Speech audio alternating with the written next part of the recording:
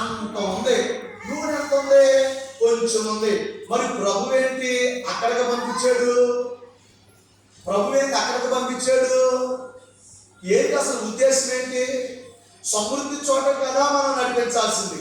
ఒక్కొక్కసారి మన జీవితాలలో, ఒక్కొక్కసారి మన యొక్క మార్గాలు కూడా, ఒక్కొక్కసారి మన బ్రతుకుల్లో కూడా చాలించాలని జీతమే ఏమో, చాలించాలని పరిస్థితులేమో, స్థలం ఇల్లు కొంచెమేనేమో, లేకపోతే నీవు ఒక్కడనే ఏమో.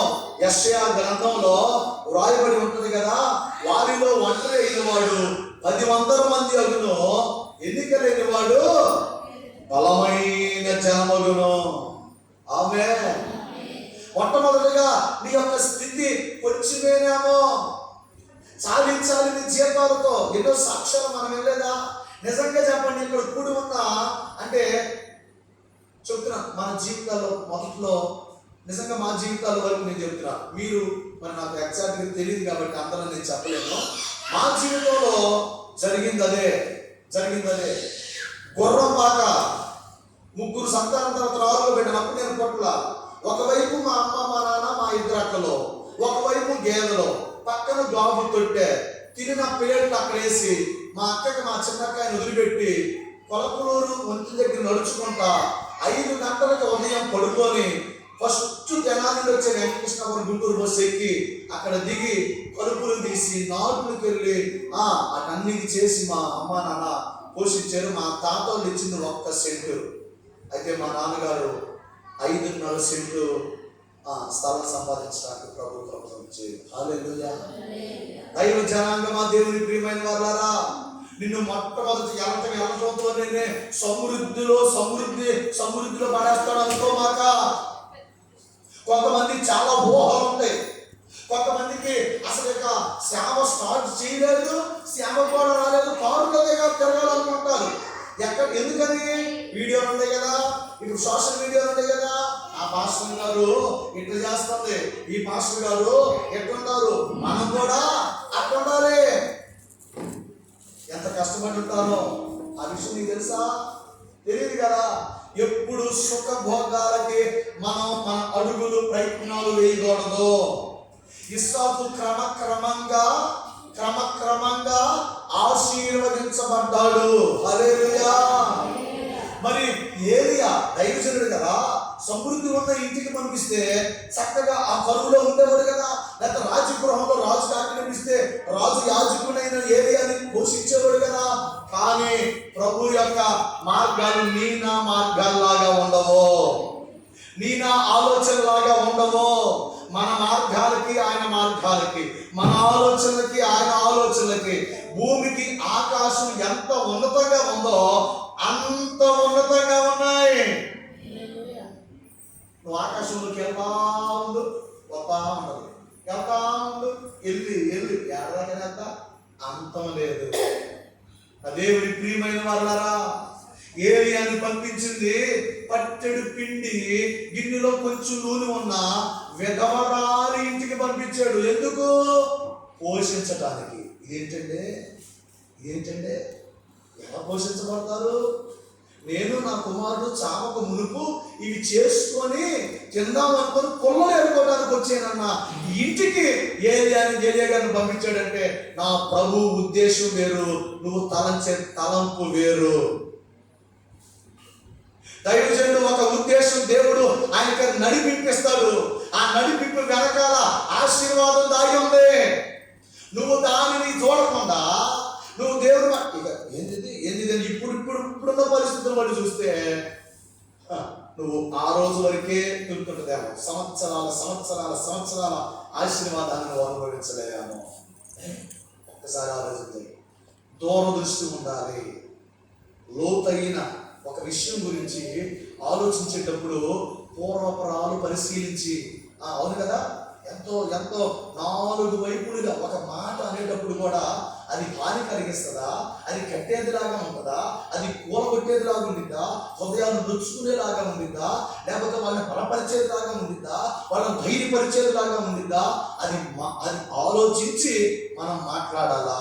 దేవుని నామానికి మహిమ కలుగునుగాక. అసలే వాళ్ళిద్దరికే చాలదు అంటే 3 ఆయన పంపించాడు.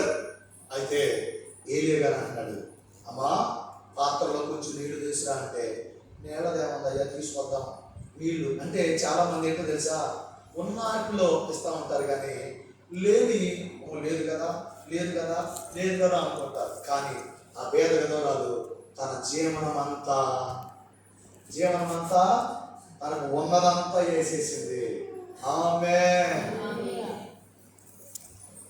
కొంచెంలో నమ్మకంగా ఉన్నవారు ఎక్కువలో కూడా నమ్మకంగా ఉంటారు. నీళ్ళే కదా ఏమన్నా తీసుకోవచ్చులే, అప్పం అడగలేదు ఇంకా అనుకుంది, అన్నం అట్ట వెళ్తా ఉంది, మళ్ళీ పిలిచి ఒక ముక్క తీసురా అంటే, అయ్యా పట్టుడి పిండి నూనె ఉంది కానీ ఒక్క అప్పం కూడా లేదయ్యా అంటే, ప్రభు అయిన యెహోవా వాక్కు సెలవిస్తామన్నాడు, నీ వెళ్ళి నేను చెప్పిన మాట ప్రకారం నువ్వు వెళ్ళి నాకు ఒక చిన్న అప్పమును నువ్వు తీసుకొనిరా, తర్వాత నీవు నీ బిడ్డలు అప్పములు చేసుకొనిరా.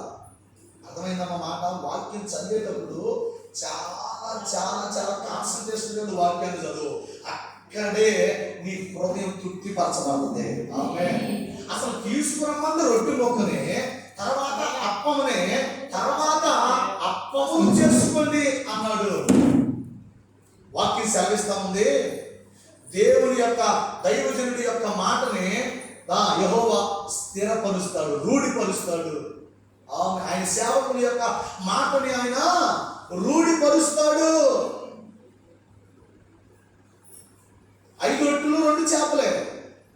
ఒక పిల్లడు వాళ్ళ అమ్మగారు ఇచ్చింది, ఏసై తీసుకెళ్తున్నానమ్మా అంటే 5 రొట్టెలు 2 చేపలు కట్టిస్తే, ఆ పిల్లోడు కనుక శిష్యుడికి ఇస్తే, ఆ శిష్యుడు ఏసైకి ఇస్తే, ఏసయ్య కృతజ్ఞతాస్తుతులు చెల్లించి విరిచి వడ్డిస్తే 5,000 మంది తినగా మిగిలిన మొక్కలు 12 గంపలు.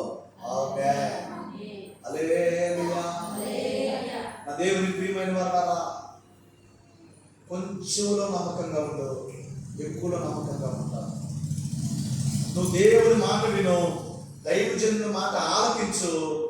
నీవు కొదువు లేకుండా నీ పిండి తీసుకునే తొట్టె తక్కువ ఉండదు, నూనె తక్కువ కాల. ముక్క తీసుకురమ్మా నాయన, అప్పం తీసుకురమ్మన్నాడు, అప్పాలు చేసుకో అన్నాడు. యేసుక్రీస్తు ప్రభువు వారి యొక్క మాట కోసం అంట చేపలో నేరుపడాలని ముందుకు వచ్చినాయి అంట. పేతురు, ఇదిగో చేపలు ఏమన్నాయా? లేవయ్యా, రాత్రంతా శ్రమ పడ్డామయ్యా, ఒక్క చేప పడలేదయ్యా అంటే, ప్రభు అన్నాడు, నీ ధోనిని లోతుగా నడిపించు.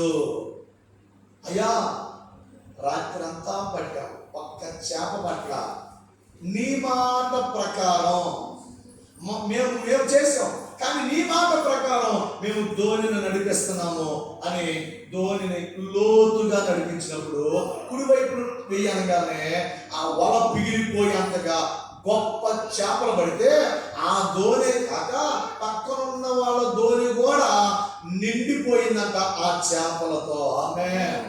కారణం ఏంటో తెలుసా? దేవుని మాట ప్రకారం పేతురు గారు చేసాడు కాబట్టి.